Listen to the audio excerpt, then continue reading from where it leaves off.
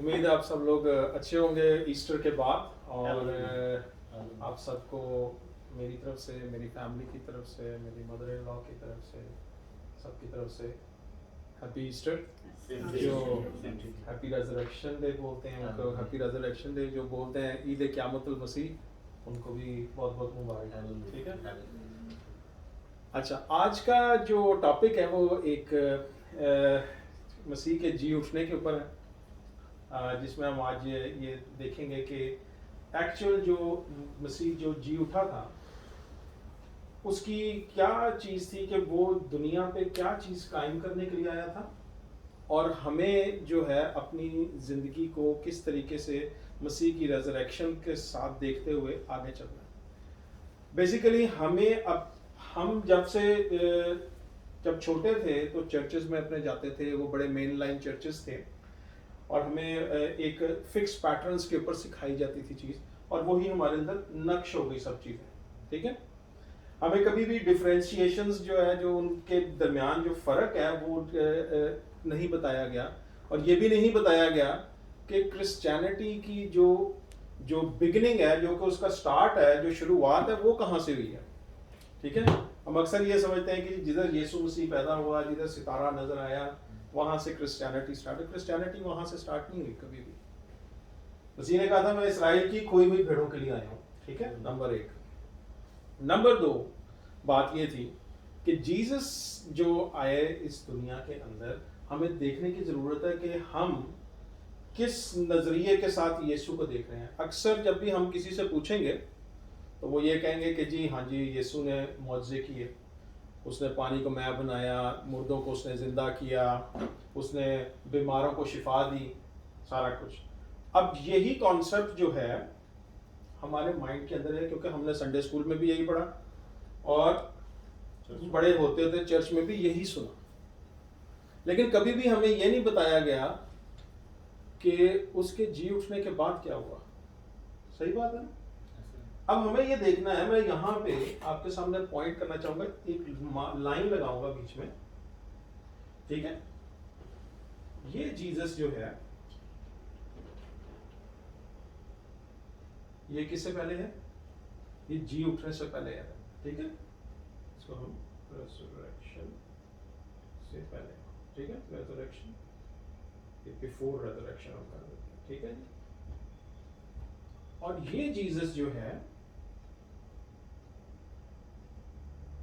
Resurrection के बाद,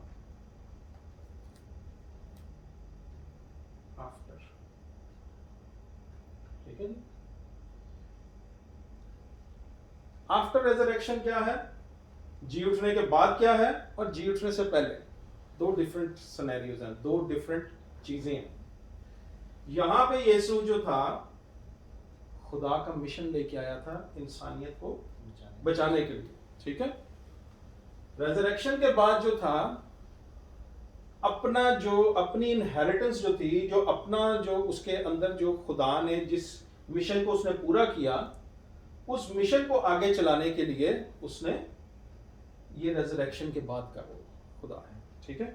Christianity की जो इब्तिदा है वो क्रिसमस नहीं है, वो आपका रेजरेक्शन ईस्टर है। वहां से जो है, जब वो जी उठा तब आपकी सब चीजें जो हैं वो क्लियर हो। ठीक है। अगर वो जी नहीं उठता तो आप अभी भी इसी जगह पे हो, वहीं पे होते, आपकी कोई जो है, कोई आपका फ्यूचर, कोई आपकी डेस्टिनी नहीं होती, कोई पहचान नहीं थी आपकी। ठीक है। इसलिए बड़ा इंपॉर्टेंट है, जब रेजरेक्शन से पहले यीशु जो है अपने जी उठने से पहले, जब वो पैंतुस पिलातुस के उसमें गया तो उसको बहुत सारे कोड़े मारे गए और बहुत सारी उसके अंदर से खून बहा, तकलीफ उसने सही, जिसमें उसको दर्द हो रही थी। ऐसा ही था, कील जब ठोके गए उसको दर्द हुई। ठीक है। जब उसके पीछे उसको वहां पे कोड़े मारे गए तो उसको दर्द हुई, बहुत ज्यादा खून बहा उसका। ठीक है। ये आपके सामने मैं पिक्चर दे रहा हूं खुदावंद यीशु मसीह की, जो के जी उठने से पहले, दुख उठाने से पहले। ठीक है। और दुख उठाने के वक्त, अब दुख उठाने के बाद जब वो जी उठा तो आपको सबको पता है तोमा ने यही कहा कि जितनी देर तक मैं उसकी पसली में उसके हाथों में नहीं डाल लूंगा मैं उस चीज का ईमान नहीं रखूंगा, बिलीव नहीं करूंगा उस चीज पे। सही बात है, ऐसा ही लिखा है बाइबल में। जब यीशु उसके पास आया उसने कहा कि मेरे इधर हाथ लगा, ठीक है, मेरे इस हाथ में, उसने उधर भी हाथ लगाया, उसकी पसली में भी डाला। क्या यीशु ने उधर तकलीफ की? वो बड़ी दर्द है, कोई दर्द नहीं थी उसको। जबकि आप खुद सोचें कि जब तीसरे दिन के बाद, इतनी बुरी हालत के बाद, मेरा ख्याल है कि दर्द तो होनी चाहिए, किसी को भी जख्म लगे तो वो तो, मैं ये 3-4 दिन पहले कहीं गिरा था तो मेरे अभी तक यहाँ से वो नहीं गए थे, कोई हाथ लगाए तो मेरी दर्द होती है अभी भी, ठीक है। लेकिन उसने जब उसके यहाँ पे हाथ लगाया, इधर हाथ लगाया, उसकी पसली में हाथ लगाया जिधर पूरा जख्म था, उसको कुछ नहीं हुआ। उसने खुशी से दिखाया कि भी लगा इधर हाथ। तो ये मैं आपको बताना चाह रहा हूँ कि जो वो जिंदगी है रेजरेक्शन के बाद, वो एक्चुअल क्रिश्चियन लाइफ है जिधर यीशु मसीह आपको लीड करना चाहता है, ठीक है। ये जो था ये उसकी एक जर्नी थी जो कि वो लेके चला था अपने बाप के हुक्म को कंप्लीट करने के लिए, जो कि उसके लिए जब वो कंप्लीट कर ले और उस चीज को वो हमें डिलीवर कर दे। अब हम आते हैं, ये चीज अब आप सबको पता चल गई, ठीक है ना। अब हम अपने माइंडसेट को बड़ा क्लियर कर लें कि जो हम पहले शुरू से आ रहे थे समझते, अब हमें उसे आगे बढ़ना है थोड़ा सा, ठीक है। अब हम अगला आते हैं कि अब ये हम देखते हैं कि यीशु मसीह इस दुनिया के ऊपर करने क्या आया था। हमें अक्सर यही चीज बताई गई है कि जी हमारे गुनाह माफ करने के लिए, सबको यही पता है, ठीक है ना। इसके अलावा कुछ और? To bring God's kingdom down. Yes. Anything else? Okay, मैं अब आपको ये बता दूं कि गुनाह का जो सिर्फ एक एलिमेंट था ना, वो बहुत एक छोटा पोर्शन है जो कि वो करने के लिए आया था पूरा, वो तो क्लियर कर दिया उसने, ठीक है ना। इसके अलावा वो क्या करने आया था, जैसे सिस्टर नीता बोला, किंगडम ऑफ गॉड को एस्टैब्लिश करने के लिए आया था। जस्टिस को यानी कि इंसाफ को एस्टैब्लिश करने के लिए आया था। एक चीज, आपके जो कर्ज थे उनको माफ करने के लिए आया था। कर्ज क्या थे? लानते हैं, आपके कर्ज, आपके जिस तरह की भी हर सिचुएशन को आप लेके आ सकते हो उसके अंदर। आपने दुआर बानी में देखा है ना, वो बोलते हैं जिस तरह हम अपने कर्जदारों को माफ करते हैं तो ये हमारे कर्ज हमें माफ कर, ठीक है। अब बात ये है कि जब खुदा ने शरीयत दी थी, ठीक है, जिसको हम लॉ बोलते हैं, जब शरीयत दी थी, शरीयत इसलिए दी थी कि ताकि वो उन सारे हुक्मों के ऊपर अमल कर सके और जिंदा रह सके, ठीक है। इंस्ट्रक्शंस थी वो, ठीक है। लेकिन उन सारी चीजों को कोई पूरा कर नहीं पाता था, लेकिन वो चीजें ऐसी थी, वो ऐसे हुक्म थे कि अगर वो उसके ऊपर चलते तो वो जिंदा रहते, लेकिन अगर वो नहीं चलते थे तो वो गुनाह के उसमें आते थे, ठीक है। अब बात यह है कि जिस तरह शरीयत है, यीशु मसीह शरीयत को उसने खत्म नहीं किया, उसने आके उसको पूरा किया, उसको एस्टैब्लिश किया है। जब वो करता है उस शरीयत को, तो होता क्या है कि हम उसके फजल के अंदर एंटर होते हैं, जो कि उसकी ग्रेस है, ठीक है जी। अक्सर जब आप ग्रेस के अंदर जब एंटर होते हैं, आप अक्सर जाएंगे, ग्रेस जो प्रीच करते हैं लोग अमूमन, हाइपर ग्रेस और ये जो प्रीच करते हैं, आप उनके पास जाएंगे, आप कहेंगे कि जी मैंने तो बस मैं पास्टर जी बहुत ज़्यादा गुनाह किए अपनी ज़िंदगी में, मैं इधर गुनाह किया, इधर मैंने ये गलत काम किए, वो मतलब उसने कत्ल कर दिए, ज़नाकारी की, जो कुछ उसे हो सका था उसने किया। जब आप उनके पास जाएंगे, ग्रेस प्रीचर आपको बोलेंगे कि खुदा का फजल जो है वो सबसे बड़ा है, तू टेंशन नहीं ले, खुदा तेरे से मोहब्बत करता है, बस तू जा और मौज कर, तेरे गुनाह माफ, ठीक है। तो क्या होता है कि जब वो उसको ये बात कह दी जाती है, तो होता उसके बाद क्या है कि वो सोचता है कि यार ये तो कोई बात ही नहीं है, इजी है ये तो हम फिर क्या करते हैं कि जो है ना और करते जाएंगे और हमें माफी तो है ही है। लेकिन एक्चुअल बात ये नहीं थी, इंसाफ इसमें नहीं है। इसमें कहीं पे इंसाफ नजर आ रहा है आपको इस चीज के अंदर? लेकिन हमें ग्रेस में तो यही बताया गया, किसी को अगर इस चीज में इंसाफ नहीं, क्योंकि अगर इंसाफ होता है इसमें जिसका कत्ल हुआ है, जिसका उसने पैसा मार लिया है, जिसके साथ गलत काम कर दिया है, हाँ, तो उसका क्या? What about them? उनका कोई वाली वारिस नहीं है? ऐसा नहीं है। बात ये है कि मैं ये समझता हूँ और बाइबल के मुताबिक ये है कि जब हम उसके पास आए, जब भी जैसे मेरे पास गया तो मैं उसे बताऊंगा, भाई ये तो तूने बिल्कुल खराब कर दिया सारी सिचुएशन अपनी। तो क्या समझता है कि ये सारी चीजें जो है ये तूने कैसे कर दिया, ये कर दिया, वो भी कर दिया, जना भी कर दिया, कत्ल भी कर दिया, चोरी भी कर दी, सब कुछ तूने कर दिया। यू हैव मेस्ड अप, तूने सारी चीजों का बिखेरा कर दिया इधर। अब तुझे जाना पड़ेगा खुदा के पास। खुदा का फजल जो है तेरे लिए खुला है। अब तू जा उसके पास और उसको जाके कह कि खुदावन, ये जो गुनाह मैंने किए हैं, ये जो मैंने ये सारी चीजें की हैं, मैं उन लोगों के साथ मैंने बहुत नाइंसाफी की, मैंने ये किया, वो कर्ज मैं अदा नहीं कर सकता, मेरी सारी जिंदगी लग जाएगी, मैं कैसे ये कर्ज को अदा करूं? खुदावन तूने मेरे लिए जान दी, तूने वो फिदिया दिया, ठीक है, तेरा खून मेरे लिए बहा, लिहाजा तू मेरा जो है कर्ज अदा कर। मैं, क्योंकि मैं उन सारों को नहीं कर सकता, मैं इस चीज के लिए आके तेरे आगे झुकता हूं और इस चीज के लिए माफी मांगता हूं और इस चीज के लिए मैं रिपेंट करता हूं, ठीक है। तो इस चीज के लिए, क्योंकि हमने अपनी चीजों की, अपने गुनाहों की रिस्पॉन्सिबिलिटी ली है जो हमने की है। हमने किसी के साथ जब किया है तो सब चीजें जो है, जब वो हम इस चीज की रिस्पॉन्सिबिलिटी लेते हैं अपने गुनाह की या अपने गलत कामों की, तो खुदा का फजल जो है वो फिर जारी होता है। ऐसे नहीं जी मैंने कर दिया जी, अच्छा जी मैं तो माफ हूं, इस तरह फजल जो है वो नहीं काम करता, ठीक है। क्योंकि खुदा जो है वो ये चाहता है कि ताकि दूसरा जिसके साथ तूने किया है, जो मेरा खून बहाया, मैं उसके साथ उसका बर्पा, उसको इंसाफ दे सकूं, ठीक है।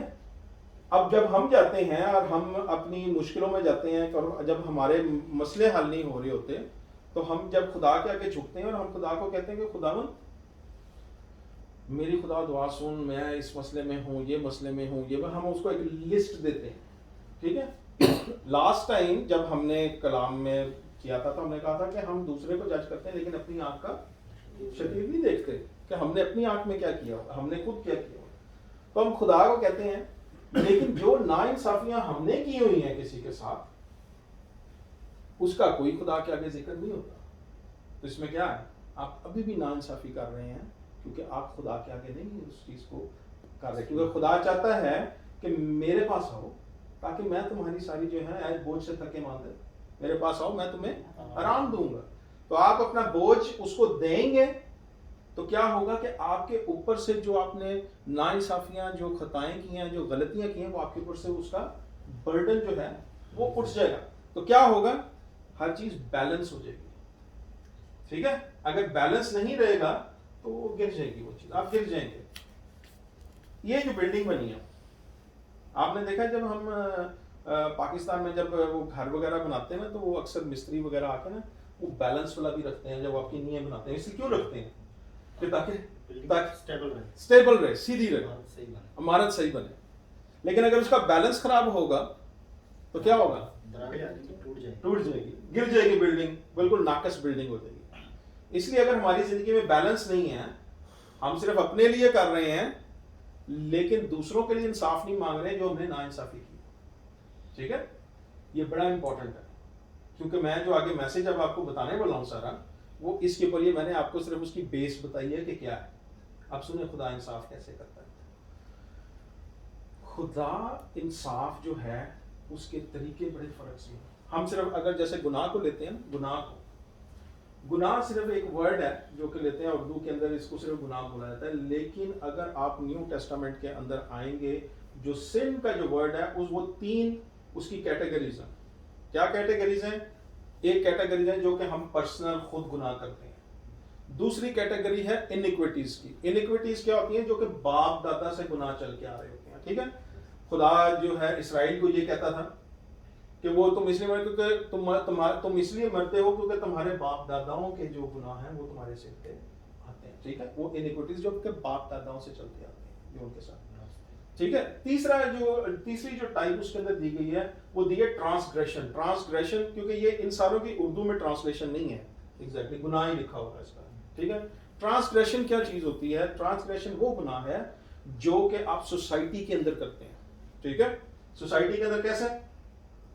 फॉर एग्जाम्पल कि पिछले दिनों कोविड था, आपको कहा कि मास्क लगा लें ताकि दूसरों को भी ना, आप कहते नहीं जी मैं तो ऐसे ही होगा। ये आपकी सोसाइटी के अगेंस्ट गुनाह है, ये ट्रांसग्रेशन है। मैं यहाँ से अपनी गाड़ी में जा रहा हूँ, मैंने कचरा उठाया बाहर सड़क पे फेंक दिया, ये ट्रांसग्रेशन है। इस सारी चीज़ों का हिसाब जो है वो खुदा लेता है, ठीक है। और अगर आप नहीं करते, इन सारी चीज़ों को क्लियर नहीं करते खुदा के आगे जाके, तो हमेशा ये समझें कि आप मसले मसाइलों में रहेंगे, आप निकलेंगे नहीं बाहर, ठीक है। ये मैं आपको वो एक चीज बताना चाह रहा हूं कि अगर आप इसको अपनी जिंदगी में प्रैक्टिकली अप्लाई करेंगे तो आपके रास्ते जो हैं वो खुलना शुरू हो जाएंगे, रास्ते हमवार हो जाएंगे, ठीक है। हम ये देखते हैं कि खुदा का इंसाफ कैसा होता है। मैं खुदा के इंसाफ की जो बात मैं आपके साथ करता हूँ, मैं लेके चलता हूँ आपको बनी इसराइल के ऊपर, मिस्र की गुलामी में, ठीक है जी। 430 साल के बाद, 430वें साल के अंदर जो सारी चीज़, और उससे पहले 400 साल की जो गुलामी थी, 430 साल की, उससे पहले वो गया, बनी इसराइल ने खुदा के आगे अपनी फरियाद रखी कि खुदावन हमें बचा। खुदा ने क्या किया? मूसा को भेजा, ठीक है जी। मूसा को जब भेजा खुदा ने, तो मूसा को खुदा ने तैयार किया। मूसा को जब खुदा ने तैयार किया तो मूसा गया फिरौन के पास, ठीक है। मूसा ने कहा कि भाई मेरे जो खुदा ये कहता है कि मेरे लोगों को आज़ाद कर दे, छोड़ दे, ठीक है। तो क्या हुआ कि फिरौन कहता नहीं, मैं नहीं छोड़ता, तेरा खुदा कौन है, ठीक है। तो उधर क्या होता है? उधर एक कॉन्फ्लिक्ट पैदा होता है। कॉन्फ्लिक्ट क्या होता है कि मूसा जो है अपनी लाठी फेंकता है, पहला मौजा, और वहां पे क्या होता है कि लाठी जो है वो सांप बन जाती है, और उसके जो मैजिशियंस होते हैं वो भी लाठी फेंकते हैं अपनी, वो भी सांप बन जाते हैं, ठीक है। और जो मूसा की लाठी जो सांप होता है वो उन दोनों सांपों को खा जाता है, निकल जाता है। क्यों ऐसा हुआ? सांप क्यों उसने बनाया और लाठी सांप ही क्यों बनी? कभी आपने गौर किया इस बात पे? क्योंकि इजिप्शियंस का जो गॉड था वो सांप था। आपने देखा ना फेरो के उसके ऊपर वो सांप बना होता है, वो पहला उनका खुदा जो है वो सांप था, और उसने सांप इसलिए बनाया था ताकि उन सांपों को वो निकले और उनको बताए कि मेरा खुदा जो है वो तुम्हारे खुदा से अफजल है, ठीक है। ये पहली रिप्रेजेंटेशन थी। ये जब आप इसकी तहकीक करेंगे, जब इसके बारे में रिसर्च करेंगे, तो फिर आपको ये सब चीजें पता चलेंगी, ठीक है। और जितनी भी जो 10 जो साइंस और वंडर्स जो उसने किए, 10 आफतें जो आई, वो हर इजिप्शियन खुदा को रिप्रेजेंट करती थी। क्यों ब्रदर? ऐसा ही है। हर जिस मेंढक की जो आई, मक्खियों की जो आई, ये सब जो है वो इजिप्शियन गॉड्स को रिप्रेजेंट करते हैं, ठीक है जी। जो sun was their god.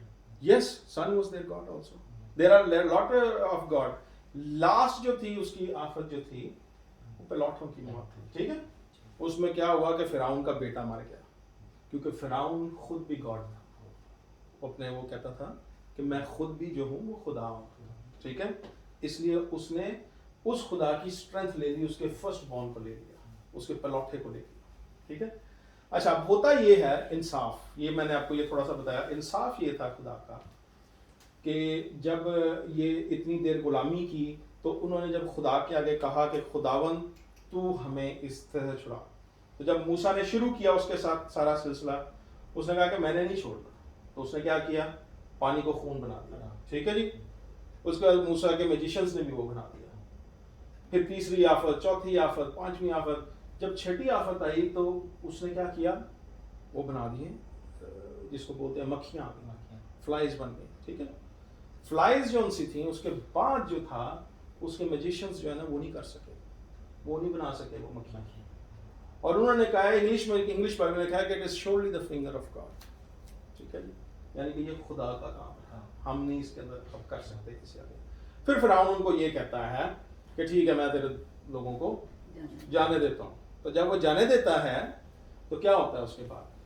वो कहता है कि जी जाने देता हूँ, वो तैयारी पकड़ने लगते हैं, वो कहता है नहीं जाने देना। खुदा लिखा हुआ कि खुदा उसका दिल सख्त भी कर देता था और नरम भी कर देता था, ठीक है। आप मुझे ये बताएं कि खुदा उसका दिल क्यों सख्त कर देता था? जब वो अपने खुद इकरार कर लेता था कहीं भी जाओ, तो खुदा क्यों दिल सख्त कर लेता था? खुदा इसलिए उसका दिल सख्त कर देता था क्योंकि खुदा जो है वो इंसाफ करना चाहता था। जितने 100 साल उन्होंने गुलामी की, जितने 100 साल उन्होंने उसके ऊपर जुल्म सहे, ठीक है, नाइंसाफी से ही मिस्र की, खुदा उसका बदला ले रहा था उससे। क्यों बदला लेता था? कि अच्छा अगर अब छठी आफत के बाद इसने जाने दिया तो बदला तो हाली पूरा ही नहीं होया, ठीक है जी, बदला तो पूरा ही नहीं हुआ, तो वो उसका दिल सख्त कर देता था अगली आफत के लिए। फिर अगली आफत आती थी, फिर वो कहता था जी ठीक है ले जा। जब वो तैयारी पकड़ते थे फिर खुदा दिल सख्त कर देता था उसका कि नहीं जी मैंने नहीं लेके जाने देना, ठीक है। वो फिर अगली आफत भेजता था, क्योंकि हर जितना नाइंसाफी उन्होंने की थी उतनी ही आफतें उनके ऊपर उस तरीके से आती रही। आते आते आते 10वीं आफत आ गई। अब 10वीं आफत में जब पलौठे मर गए तो सब ने कहा कि लो जी, फिरौन ने कहा जी लाओ जाओ जी ले जाओ, वो सारे निकल के चले गए। अब सब यहाँ पे हम ये समझते हैं कि यहाँ पे खुदा का इंसाफ पूरा होगा। खुदा का इंसाफ यहाँ पे भी नहीं पूरा होगा, यहाँ पे भी नहीं पूरा होगा, ठीक है। जब वो निकल गए तो फिरौन की फौजें उसके पीछे आ गई, इसराइल के पीछे आ गई पूरी, ठीक है। तो क्या होता है आगे? आपको याद है कि जब मूसा पैदा हुआ था तो जो इस फिरौन का बाप था उसने सब इसराइल के बच्चों को पानी में फेंक दिया, मार दिए थे ऐसे, जिसमें मूसा भी बच के यूं गया था। अब खुदा का जो फाइनल इंसाफ था वो पूरी इजिप्ट की फौज उसने पानी में गर्क कर दिया। ऐसा ही हुआ, बाइबल में ऐसे ही लिखा है। तब जाके खुदा ने अपना पूरा इंसाफ किया। मैं आपको ये बताना चाह रहा हूँ कि खुदा अपना इंसाफ के साथ खुदा भूलता नहीं। अब क्या होता है मेरे साथ, आप में से कोई निकाले, आप निकाले खरूज की किताब 22वां बाब और उसकी 22वीं आयत से, अभी पढ़िएगा नहीं, मैं बताता हूँ। अब क्या होता है, हम अपनी जिंदगियों के अंदर क्या करते हैं? हमने अपनी जिंदगियों के अंदर बहुत ज्यादा नाइंसाफियां की हैं। हो सकता है बेवाओं से की हो, विडोज, ऑर्फन्स यानी के यतीम, और बहुत सारे ऐसे लोग जो मजलूम हो और उनके साथ हमने ज्यादती की हो, ठीक है। अब जब आप इस तरह की चीजें करते हैं अपनी लाइफ के अंदर, हम सोचते तो हैं कि यार अब नहीं, मेरी जॉब ऐसी है कि मुझे ये करना ही पड़ जाता है, ठीक है। ऐसा होता है ना सिस्टम, आप पे प्रेशर होता है जी, नहीं चीर फाड़ दो बंदे को, पैसे आने चाहिए कंपनी में, ऐसा ही है। वो क्या है ना इंसाफ है। और अगर खुदा न खास्तर आपने अपनी लाइफ के अंदर अपने सारे किसी बेवा और यतीम के साथ कर दी हुई ना, तो उसका इंसाफ खुदा कैसे लेता है? खुदा उसके लिए बड़ा सेंसिटिव है। क्या होता है ब्रदर, जरा पढ़े 22वीं आयत से पढ़े, क्या होता है? तुम किसी बेवा या यतीम लड़के को दुख ना देना। 22 आयत। जी जी पढ़े आगे, पूरी पढ़ते जाए।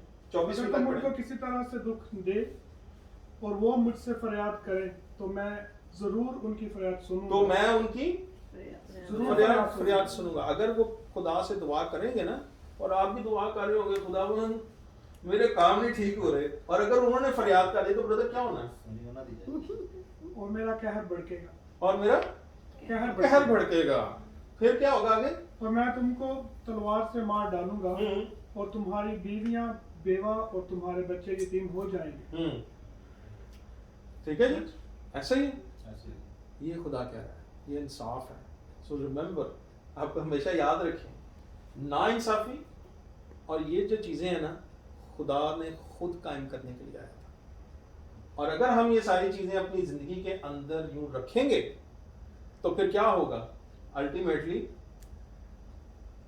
ये होने वाला है जो कि आप दुआ करते रहेंगे, दुआ सुनी जाएगी, मुसीबत में मुसीबत आएगी।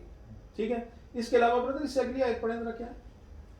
अगर तू मेरे लोगों में से किसी मुख्ताज को जो तेरे पास रहता हो कुछ कर्ज दे तो उससे कर्ज की तरह सलूक ना करना और ना उससे सूद लेना।